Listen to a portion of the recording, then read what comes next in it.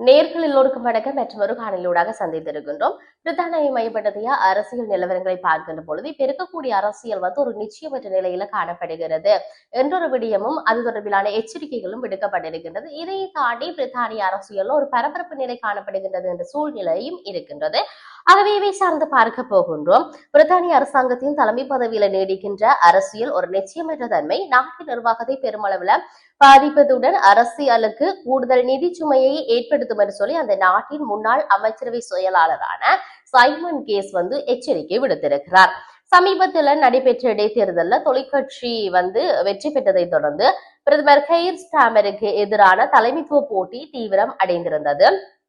பிரதமர் கெய்ர் தன்னுடைய பதவியை விட்டு விலகுவதற்கான காலக்கெடுவை அறிவிக்க வேண்டும் என்று சொல்லி அவரது சொந்த அமைச்சரவை சகாக்களும் நாடாளுமன்ற உறுப்பினர்களும் அழுத்தம் கொடுத்து வந்தார்கள். ஆனால் தாம் பதவியில் இருந்து விலகப் போவதில்லை என்று சொல்லியும் சவால்களை எதிர்கொள்வதற்கு தான் தயாராக இருப்பதாகவும் பிரதமர் கெய்ர் இந்த விடயத்தை சொல்லி இருந்தார். இந்த அரசியல் சூழல் குறித்து பல்வேறுபட்ட ஊடகங்கள் தங்களுடைய கருத்துக்களை கேட்ட பொழுதுதான் பிரித்தானியாவின் மிக உயரிய முன்னாள் அரசு அதிகாரியான சைமன் கேஸ் தலைமையில் நிலவுகின்ற இத்தகைய குழப்பங்கள் அரசாங்கத்துக்கு பெரும் சவாலாகும்.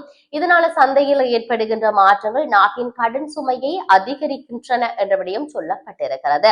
அரசியல்வாதிகள் தங்களுக்குள் அடுத்த தலைவர் ஜார் என்று விவாதித்துக் கொண்டிருக்கின்ற வேளையில சுகாதாரம் மற்றும் கல்வி போன்ற பொதுமக்களின் மிக முக்கியமான பிரச்சனைகளுக்கு தீர்வு காண்பதற்கான நேரம் வீணடிக்கப்படுகிறது என்று கவலை தெரிவித்திருக்கிறார்கள்.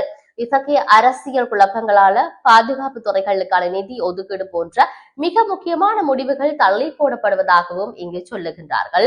2020 முதல் 2024 வரை அதாவது 4 பிரதமர்களின் கீழ் பணியாற்றிய அனுபவம் இருக்கின்ற சைமன் கேஸ் உடல்நலவு குறைவு காரணமாக 2024 ஆண்டு டிசம்பர்ல பதவியிலிருந்து விலகினார் என்ற விடயத்தையும் இங்கு சொல்லி இருக்கின்றார்கள். ஆகவே இது இவ்வாறு இருக்கின்ற பொழுது இன்னொரு பக்கம் போனால் பிரித்தானிய அரசியல்ல மிகப்பெரிய குழப்ப நிலைகள் காணப்படுகிறது, அச்ச நிலை காணப்படுகிறது என்ற விடயத்துல நான் ஆரம்பத்திலேயே சொல்லி இருந்தேன். ஆகவே பிரித்தானிய பாதுகாப்பு அமைச்சர் ஜான் கீலி நாட்டின் பாதுகாப்புக்கான நிதி ஒதுக்கீடு தொடர்பான கருத்து வேறுபாடுகள் காரணமாக தன்னுடைய பதவியிலிருந்து விலகி இருக்கிறார்.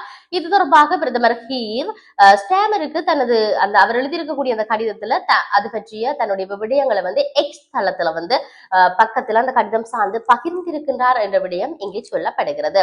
உலக அளவில் அச்சுறுத்தல்கள் அதிகரித்து வருகின்ற இந்த சூழல்ல நாட்டின் பாதுகாப்புக்கு தேவையான நிதி ஆதாரங்களை வழங்க பிரதமரும் நிதி அமைச்சரும் முன்வரவில்லை என்ற விடயத்தை ஜான் கீலி தன்னுடைய கடிதத்துல சொல்லி இருக்கிறார்.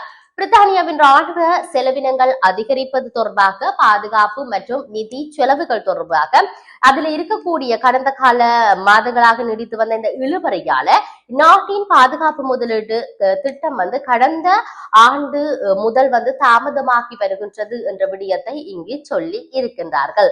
ஆகவே நீண்டகால பாதுகாப்பு திட்டங்களின் முதலீடு செய்ய முடியாத நிலை உள்ளதாக அவர்கள் கவலை தெரிவித்திருக்கிறார்கள். பாதுகாப்பு அமைச்சரின் இந்த திடீர் பதவி விலகல் பிரித்தானிய அரசியலில் மிக பெரும் பரபரப்பை ஏற்படுத்தி இருக்கின்றது என்ற விடயத்தை நாங்கள் சொல்லுகின்றோம். ஆகவே நாங்கள் பொறுத்திருந்து பார்ப்போம் பிரித்தானியாவினுடைய அரசியல் நிலவரம் எப்படி நகர போகின்றது, எப்படி அவர்கள் அந்த அரசியல் நிலையை கையாள போகின்றார்கள் என்பதை மற்றொரு பதிவினூடாக சந்திப்போம்.